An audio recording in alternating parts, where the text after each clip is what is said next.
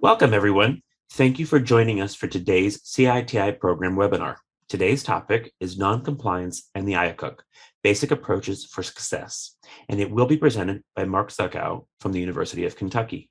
I'd like to first start out by talking about the goals of compliance. The IACUC should consider that there are several goals involved when it comes to compliance.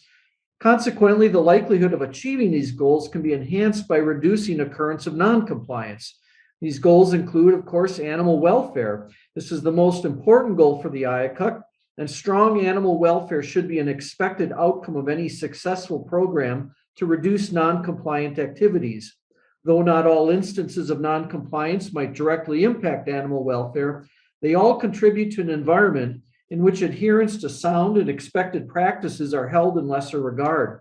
Thus, all efforts given to address noncompliance of any kind should be seen as positively impacting animal welfare.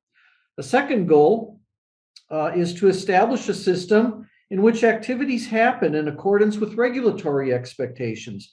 Good regulatory standing of the institution will reduce the likelihood of penalties and noncompliance can result in negative outcomes for individuals or for institutions.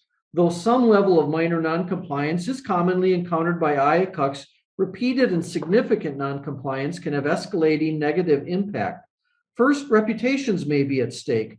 This includes the reputation of individual investigators who are the subject of severe noncompliance, the institutional official, and even the institution. When noncompliance becomes significant and high profile, colleagues may look askance at investigators and institutional officials. The public may lose trust in the integrity of the institution and those involved. And regulatory and accrediting agencies' view of institutions and IACUCs may be influenced by reputation.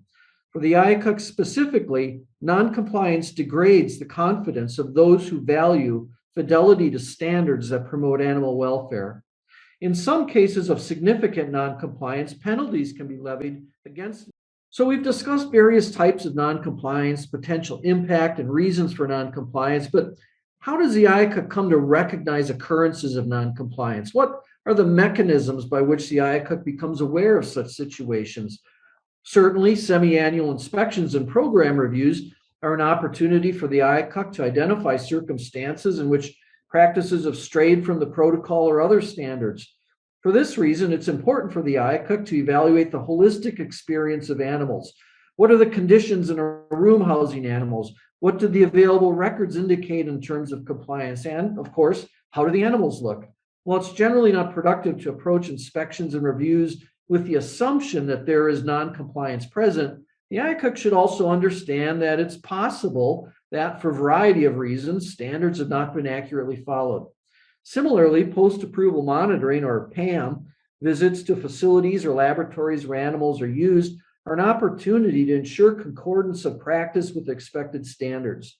As with semi-annual inspections, the IACUC should not take the posture. So in summary, noncompliance occurs when regulations, protocols, and policies are not followed. The impact of noncompliance is that it can pose a threat to research funding, it degrades institutional reputation, and can threaten the safety of personnel and the welfare of animals. Depending upon the magnitude of the noncompliance, the relationship of the research and program to PHS and or ALAC, instances of serious or continuing noncompliance may need to be reported. Noncompliance can result from several sources, but the most common is lack of training or understanding on the part of those performing the work. Understanding the reason, that is, understanding the why the noncompliance happened, is probably the most essential information for the IACUC, as it will determine and guide action taken to prevent further noncompliance, as well as showing the IACUC where more effort may need to be invested. As mentioned, the work of the IACUC is greatly aided by clearly stated commitment of upper administration to the importance of animal welfare and compliance, at the same time investing the IACUC with the authority and resources needed to effectively oversee animal care and use.